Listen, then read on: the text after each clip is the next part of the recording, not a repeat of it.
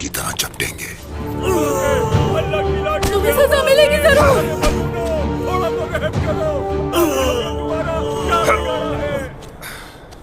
मुझे भी इल्बाए बे, आपको मुझे भी कुचलना होगा।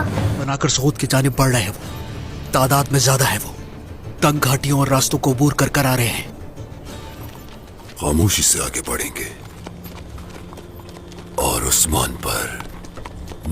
अस्सलाम वालेकुम दोस्तों, न्यू एपिसोड के बारे में हम बताना चाहते हैं कि उस्मान SNPK की दावत पर पहुंच गया था और SNPK कहता है कि मैं उम्मीद थी कि आप मेरी दावत को ठुकराओगे नहीं। तो उस्मान कहता है कि पहले अपनी बात को घुमा सुमा ना बोलो, पहले अपनी बात के बारे में बताओ कि मुझे क्यों बुलाया।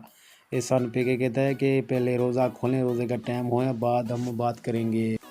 उस्मान कहता है कि हम बात ज़रूर सुनेंगे। SNPK कहता है कि बात भी करेंगे, रोज़े का टाइम भी होने वाला है, रोज़ा भी खोलेंगे। तो उस्मान की सारी टीम दस्तरखान पे बैठ जाती है, जहाँ बोरान और अलादीन भी उसके साथ रोज़ा खोलने के बैठ जाते हैं।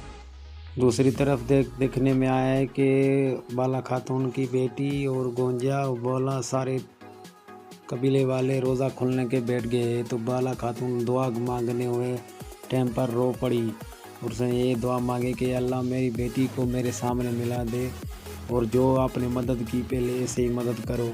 तो उसने दुआ मांग के फिर हाथ फेरे तो दुआ के बाद सारे रोज़ा खोलने में मसरूफ़ हो जाते हैं। तो बाला खातून वही सोचती है। तो हलीमा खातून कहती हैं कि बाला क्यों रोज़ा नहीं खोल रही हो, ये लो शरबत पहले पी लो, आपको ताकत की ज़रूरत है।